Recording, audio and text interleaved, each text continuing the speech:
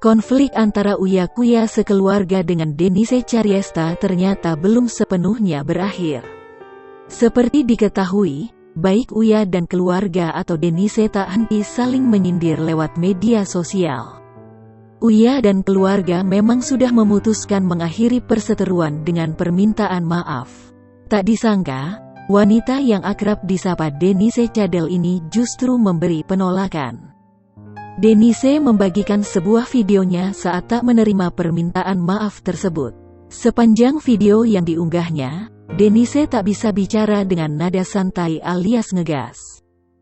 Kemarahannya seakan tak bisa ditahan mengetahui tingkah Uya sekeluarga.